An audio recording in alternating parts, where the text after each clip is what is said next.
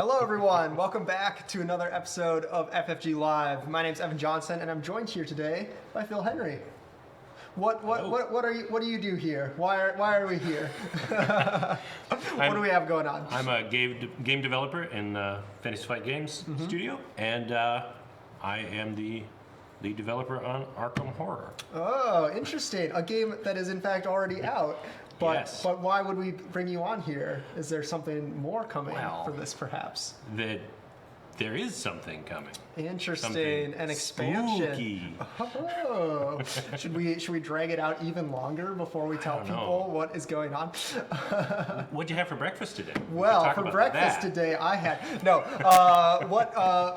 we got an expansion to announce for Arkham Horror. The box may even now be floating between us. What is this expansion called? This is the Dead of Night. Ooh, Dead of Night.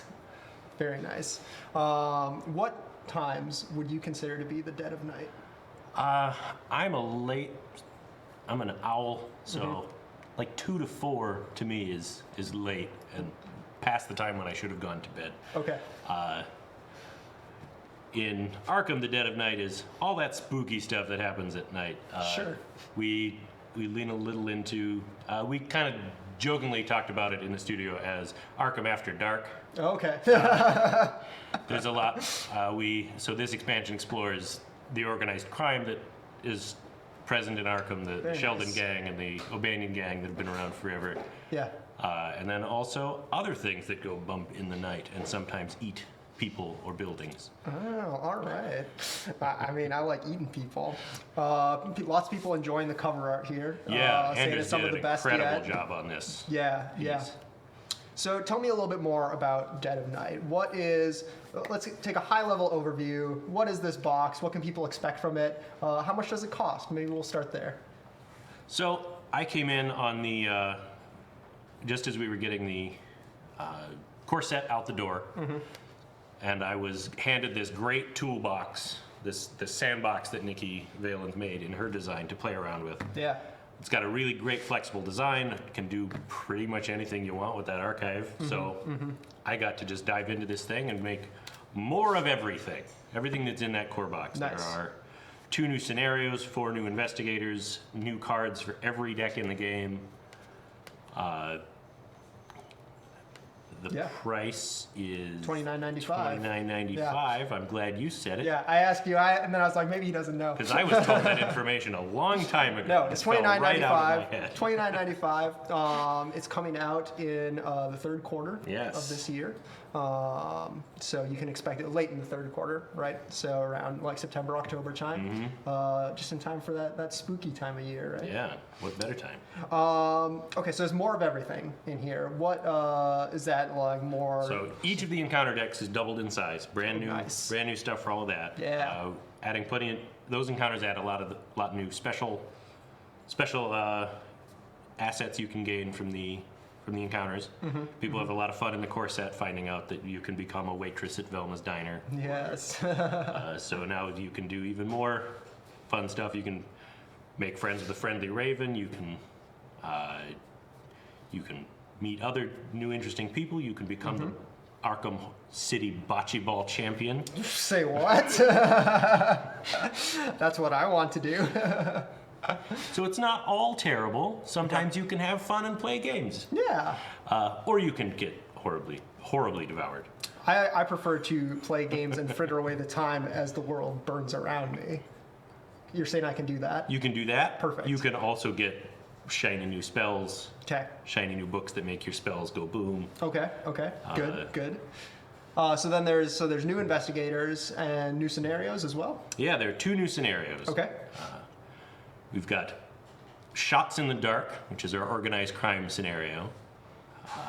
In that scenario, you get to choose whether you want to side with either of the 2 warring gangs in Arkham. They've recently ramped up their aggressions, and you suspect there might be some supernatural stuff involved. So you offer your assistance to Police Chief Nichols. Okay.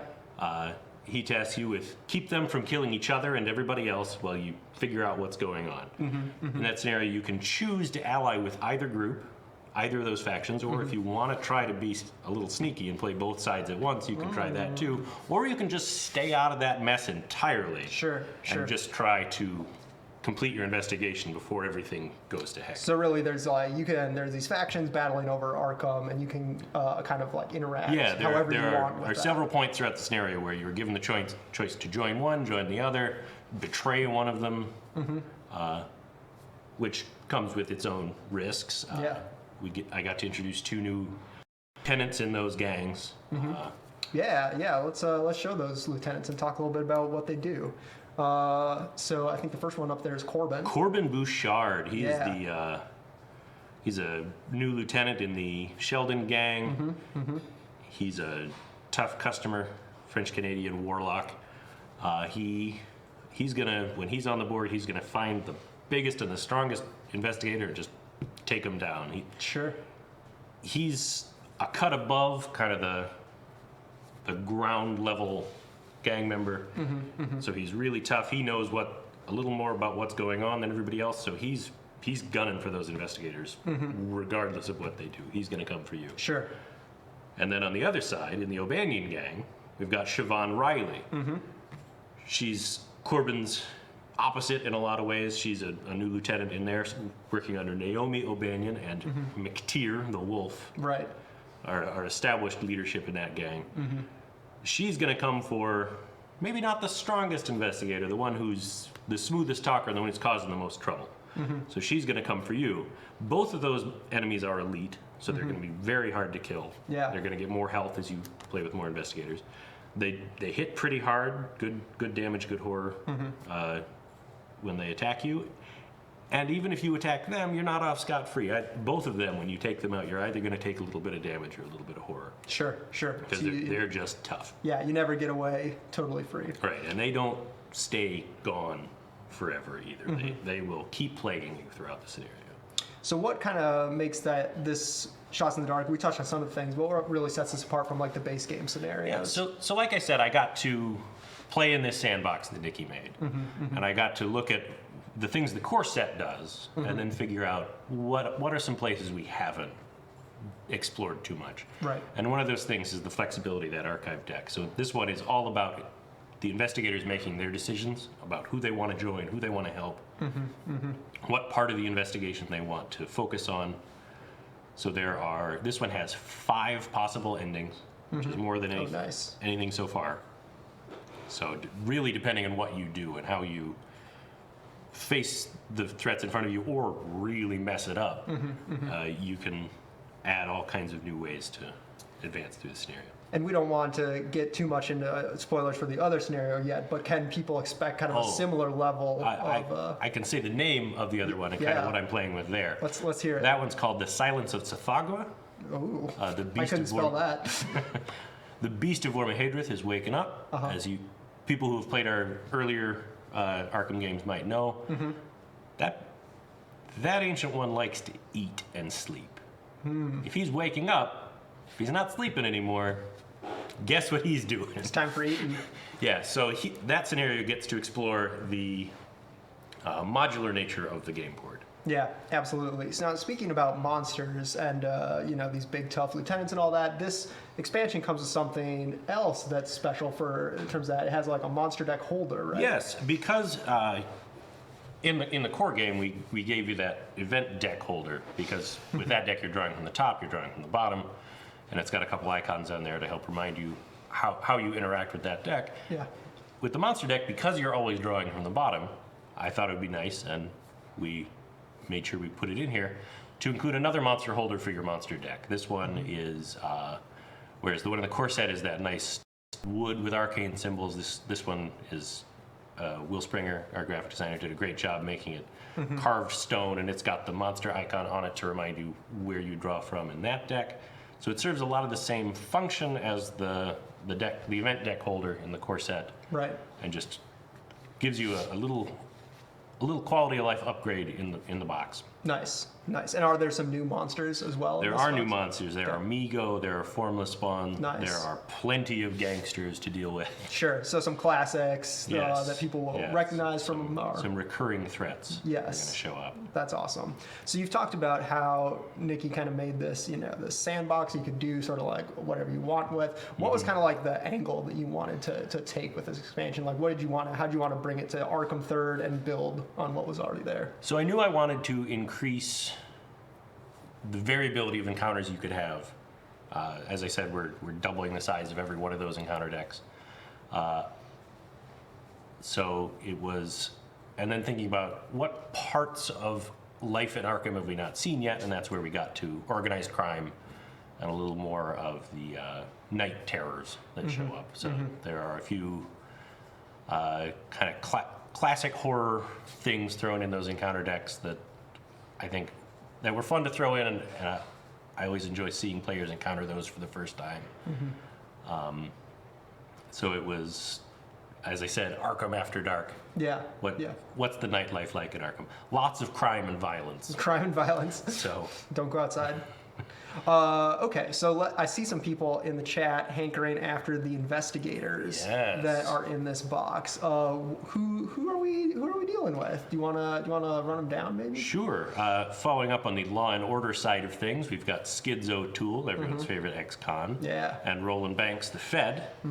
Investigating the things that go bump in the night, we have Kate Winthrop, the scientist, and Diana Stanley, the redeemed cultist. Oh, I love Diana. She's my personal favorite, I think. Yeah, all 4 characters get to do things that nobody else in the game so far gets to do.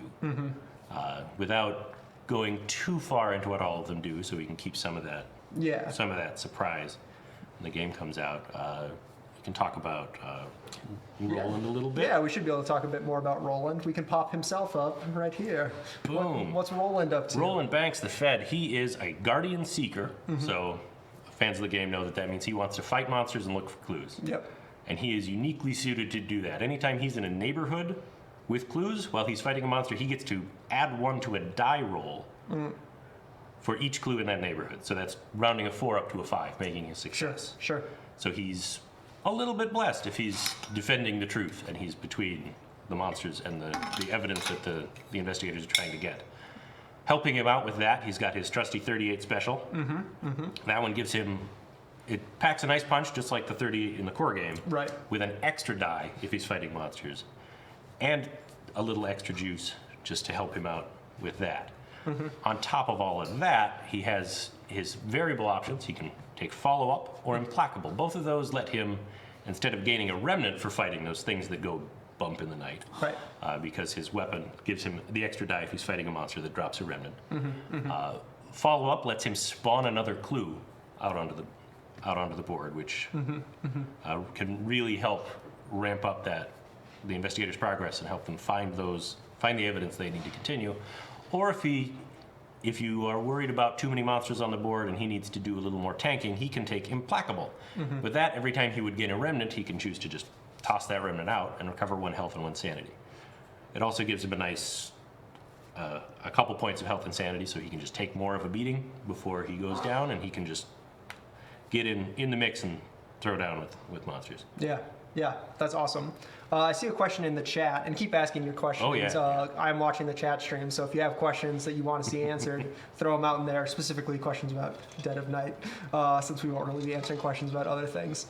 Some people asking, are kind of the base mechanics of the game changing at all with this expansion? With this expansion, no, we're not adding any new neighborhood tiles. We're just giving you more of what's in the core game, expanding on that, the options available in the archive a little bit. But we're not adding any new bells and whistles or things to keep track of. Just a lot more of what you already have and what you already enjoy about the game. Some people questioning your decision in not including Ashcan Pete in this. Oh yes, Ashcan Pete was our Arkham fans. Knights promo, and people were very happy to see him. Yes. He's coming. He's out there. We're not throwing out any of these investigators. Because he already exists for some fans, and he fits a little better in a later box. Ooh. I think I'm allowed to say. I hope I don't look. I'm going to get hauled out again. Someone will just tackle you. Yeah. So Ashcan's not gone. He's coming back, but he didn't fit the theme of this box as well as these other characters did. So there'll be maybe like a hobo box down the road. Maybe. That Maybe. is perfect for Ashcan. Perfect. Someone at Ruby Walters asking, will there be more dice in the game? There won't be more dice. The base game comes with 6 because, frankly, dice are expensive. Yeah. And also, I'm a gamer too. I have so many 6-sided dice rattling around my house. I wish we could get more in there, but Yeah. I don't think prioritizing something a bunch of people already have is necessarily the best way to Yeah, absolutely. go about it. Are there new great old ones or ancient ones with the scenarios? So it sounds like the as I Shots in the mentioned, Dark might not have them. Tsithagwa is stomping around. Right. He's an ancient one. Yep. There is a supernatural threat in Shots of the Dark. Ooh, okay. Interesting. Well, you might have to play it to learn more about that. I think players who know the lore are going to recognize him as the threat becomes more apparent. But I think I will leave that up to the players to discover as they work their way through that scenario. Yeah. It's not all as it seems, though. Another question from Massimo Chisi. Are the new scenarios longer or shorter than the core ones, easier or more difficult? Difficulty is such an interesting question because already we have some players saying that this game is just too hard, some players claiming this game is just too easy. So it depends a lot on play style. I think these ones are within the range of the core set. I think in the core set, Feast of Umordhoth is probably the easiest. It's the one that players have the most success with. Yeah. I would put this one probably, both of these scenarios, about even with Veil of Twilight. Okay. So they're not quite as hard as Echoes of the Deep, which can just be relentless. Yeah, absolutely. I'm sure chat and the viewers all have their own rankings for difficulty of the scenarios. Yes. In my mind, in the core set, Umordhoth is probably the easiest, most reliable to beat. Followed by Approach of Azathoth, which came from you, but I think is a good baseline. Veil of Twilight and Echoes of the Deep. Perfect. And then in terms of the length as well, comparable to the core set, or? I would say they're about comparable. Okay. Yeah, they can both. If you're not focused on the investigation, the enemies are going to be focused on you, so you're not going to have the luxury of kind of waiting it out and running out the clock too much. Yeah, absolutely. Some questions about basically how we're looking at replayability going forward. It sounds like with like all of the outcomes in Shots in the Dark, like that already is a big step. Yeah, Shots in the Dark has a lot of choices to make during the scenario, and I think it will take some effort to make sure you see everything that scenario has to offer. Similarly, there is some variable occurrence that can pop up in Silence of Sephora. Different enemies spawning at different times and in different places might make things a little more challenging. That one doesn't have quite as much branching, but it builds up to a truly harrowing finale. that if you're on your game, you can prevent that from happening, but it could hit you like a ton of bricks. So Yeah. I don't think anybody's going to walk through that too easily on their first try. Interesting. All right.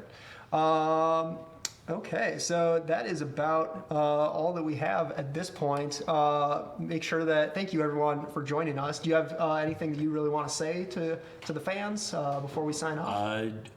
I thank you for all your engagement with the game. It's fun to see your responses to it, and I'm happy I'm getting to work on a game that I care about as much as you guys do, and I am happy to bring more content to you as fast as I can get it out. Awesome. Well, there's an article going up right after this on the Fantasy Flight website, so make sure you head over there and check out some more information. There'll be a different investigator will be shown there. There'll be some other surprises for you guys to check out. Make sure you subscribe, hit that bell icon so you're notified whenever we have new content. Join us on Thursday if you're a Game of Thrones or an L5R player. We're going to be talking about AGOT and L5R Worlds, the World Championships happening. So make sure you come and tune in then. Follow us on Facebook, Twitter, Instagram. Links in the description. We'll see you next time. Bye.